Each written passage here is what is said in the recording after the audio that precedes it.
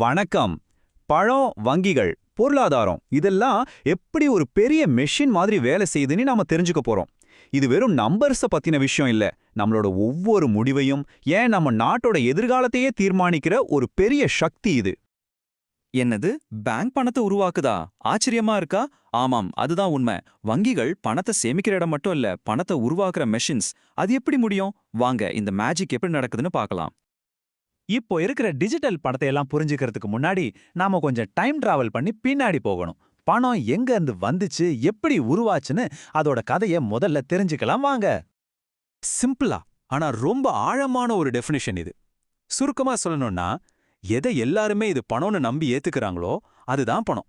ஒரு காலத்துல அது உப்பா இருந்துச்சு, இன்னைக்கு உங்க போன்ல இருக்கிற ஒரு நம்பர்.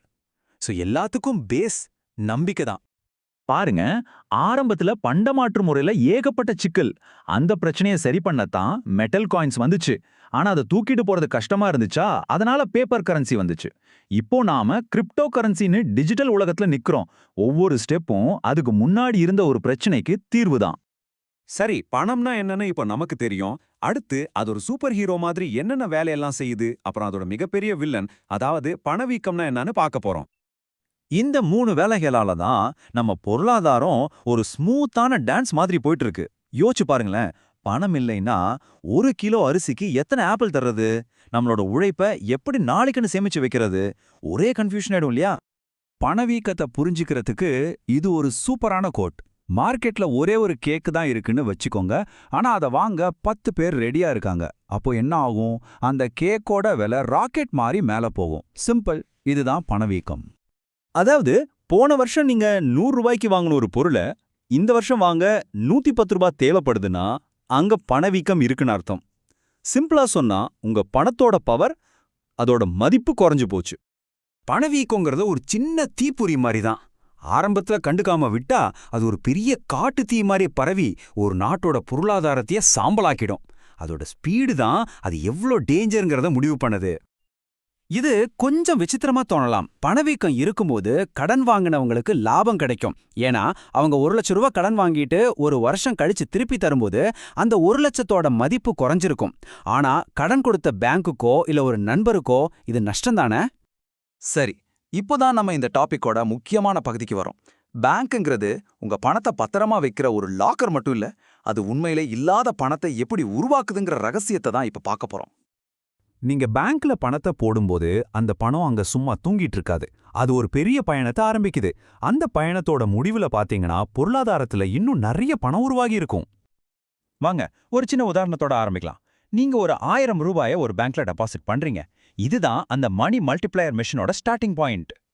ரிசர்வ் பேங்கோட ரூல்ஸ் படி ஒவ்வொரு பேங்க்கும் தன்னோட டெபாசிட்ல ஒரு குறிப்பிட்ட சதவிகிதத்தை, உதாரணத்துக்கு ஒரு 20% தனியா ரிசர்வா எடுத்து வைக்கணும். இது ஒரு சேஃப்டிக்காக.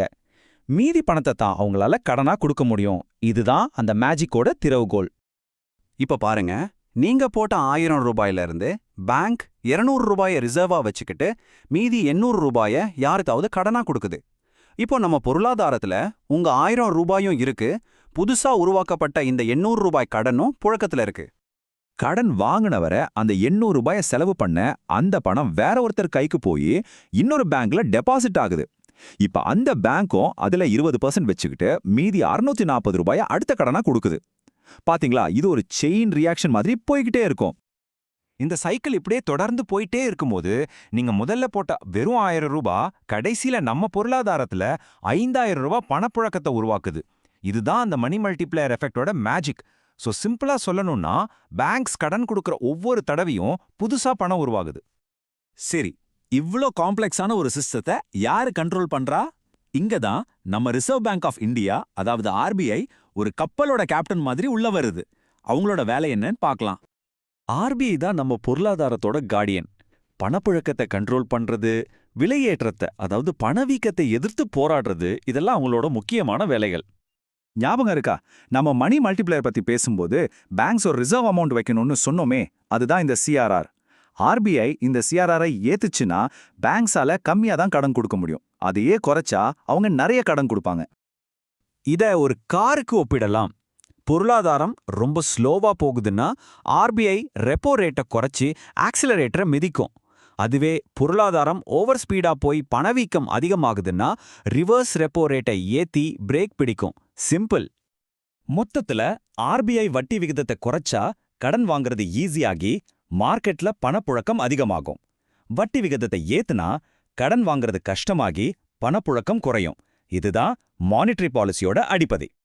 இப்போ பணம் பேப்பர்லேருந்து டிஜிட்டல் கோடா மாறிக்கிட்டு இருக்கு. இந்த புது உலகத்துல ஆர்பிஐ மாதிரி சென்ட்ரல் பேங்க்ஸ் எப்படி நம்ம பொருளாதாரத்தை கண்ட்ரோல் பண்ணுவாங்க? அவங்க பயன்படுத்துற டூல்ஸ் எல்லாமும் மாறணுமா? இது நாம எல்லாரும் யோசிக்க வேண்டிய ஒரு முக்கியமான கேள்வி. நன்றி.